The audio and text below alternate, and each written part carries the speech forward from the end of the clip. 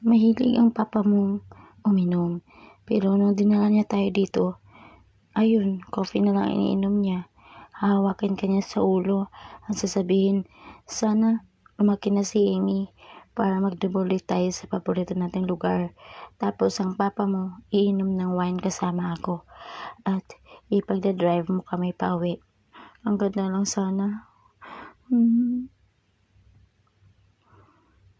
Let's go. Masyado na akong sentimental, di ba? Nakakahiya ba?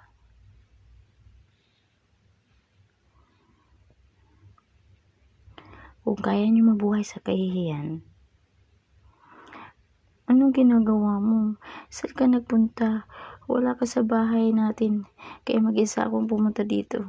Sorry po. Marami akong ginagawa sa trabaho. Mahalaga po ang bawat oras namin, kaya tumutuloy ako sa malapit na opisina namin. Sana maintindihan niyo. Nung wala ako, kumusta ang buhay mo? Kwentuhan mo naman ako.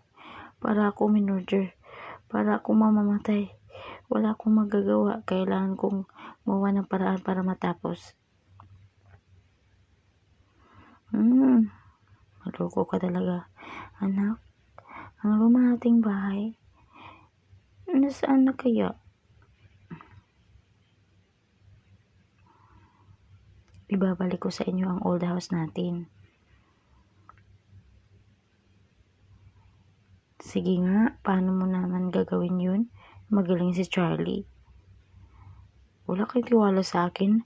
Ouch! Hindi ko kinaya yun may tiwala ko sa iyo. Siyempre, sino pa ba ang pagkakatiwalaan ko kundi ang anak ko?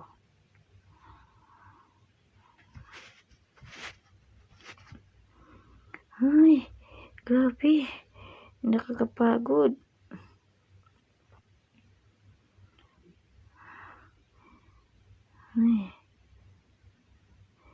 Excuse me po.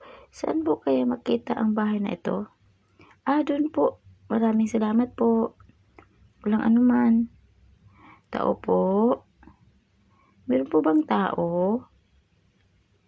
Tao po.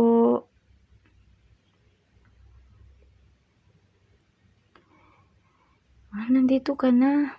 Halika. Pumasok ka na. Ikaw ba ang bibisita sa akin ngayon?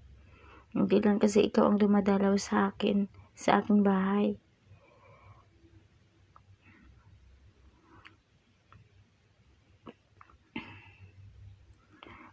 Lola, kasi hindi po kasi ako isang volunteer. Huwag ka nang tumayo dyan. Pagibasa mo nga ito. Galing to sa apo ko. Pero hindi ako marunong magbasa. Gusto ko malaman kung anong nalalaman ng sulat. Opo. Yung sulat na yan, galing kay Anjo, di ba? Opo. Si Anjo po, apo niyo po, hindi ba? Oo, nag-isa ko siyang apong lalaki. Sige, basahin niyo na agad. Sige na naman. Basahin mo na.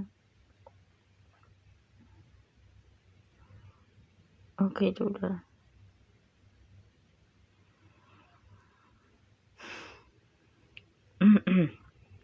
Dear Lola, kumusta ka na po? Kumusta na po ang sitwasyon niyo sa bahay? Marami po akong ginagawa sa trabaho. Pasensya na po kayo. Hindi po ako makapunta. Alam na niya humingi ng tawad. Nagbago na siguro siya. Maswerte kayo sa kanya. Mabait po ang apo niyo. Kahit noon pa, mabait siya talaga. Simula nung magkaisip siya, kaya na niya mabuhay sa mundo.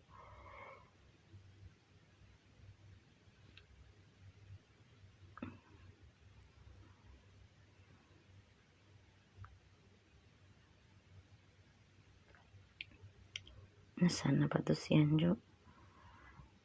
Hello? Anjo, bakit ka ba ganyan, ha? Ay, siguro sa susunod ko na lang kunin yung pera.